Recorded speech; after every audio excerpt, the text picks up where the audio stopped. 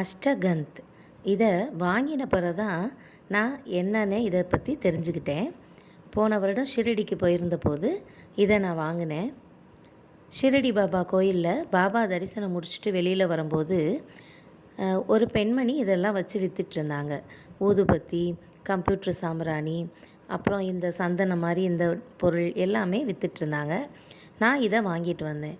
அப்போ என் கூட வந்த என்னோடய தோழி ஒருத்தங்க தான் சொன்னாங்க, இது சந்தனம் இல்லை, அஷ்டகந்தம் அப்படின்னாங்க. அஷ்டகந்தம்னா என்னன்னு கேட்டப்போ அவங்க சொன்ன தகவல்கள் தான் இது. 8 விதமான வாசனை பொருட்களோட கலவை தான் அஷ்டகந்தம். இது தெய்வத்தை ஆவாகனம் செய்ய பயன்படுற ஒரு முக்கியமான பொருள் அப்படின்னு சொன்னாங்க. இதில் கலந்திருக்கக்கூடிய 8 பொருட்கள் என்னென்னா அரகஜா, புனுகு, சவ்வாது, பச்சை கற்பூரம், வெள்ளை நிற சந்தனம், குங்குமப்பூ, கோரோசனை, கஸ்தூரி. இதையெல்லாம் ஒரு குறிப்பிட்ட விகிதத்தில் கலந்து நமக்கு இதை ஒரு சந்தனம் மாதிரி தான் இருக்குது. கொஞ்சம் ஆரஞ்சு கலர்லேயும் இருக்குது, கொஞ்சம் நீர்க்க இருக்குது. இதை நம்ம தினமும் நெத்திக்கு வச்சுக்கலாம். வச்சுக்கும்போது தெய்வ கடாட்சம் உண்டாகும், சகல ஐஸ்வர்யம் உண்டாகும்னு சொன்னாங்க. அதுக்கப்புறம் நம்ம வியாபாரம் செய்கிறோன்னா அந்த பணப்பெட்டியில் கூட ஸ்ரீ, சுபம், லாபம் இல்லைன்னா ஸ்வஸ்திக் சின்னம் அந்த மாதிரி வரைஞ்சி வச்சுக்கலாம்.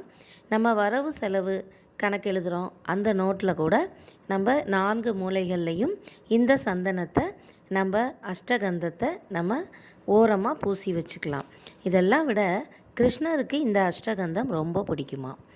இப்படிப்பட்ட அஷ்டகந்தத்தை நம்ம வாங்கி தினமும் நெத்தியில் வச்சுக்கலாம். நல்ல பாசிட்டிவாக இருக்கும், பாசிட்டிவ் பீப்புளை நம்ம ஈர்ப்போம் அப்படின்னும் சொன்னாங்க. இந்த வருடமும் நான் போனப்போ இதை நான் வாங்கிட்டு வந்தேன். இது கொஞ்சம் கெட்டியாயிடும் கொஞ்ச நாள்லையே. அதுக்கப்புறமா பன்னீர் சேர்த்து நம்ம இதை பயன்படுத்தலாம். இது நல்ல வாசமாக இருக்குது, ரொம்ப நல்லா இருக்குது. அஷ்டகந்தத்தில் உள்ள மூலிகை பொருட்கள் இயல்பாகவே நம்ம உடம்புக்கு குளிர்ச்சியை தரக்கூடியது. இதை நம்ம தினமும் நெத்திக்கு இடும்போது நம் உடம்புக்கு மட்டுமல்ல மனதுக்குமே ஒரு அமைதியும் சேர்த்து தரக்கூடியது. நம்ம போட்டி தேர்வுக்கு போகிறோம், இல்லை எக்ஸாம் போகிறோம், இல்லை இன்டர்வியூ போகிறோன்னா இதை நெற்றியில் அணிந்து கொண்டு போகலாம்.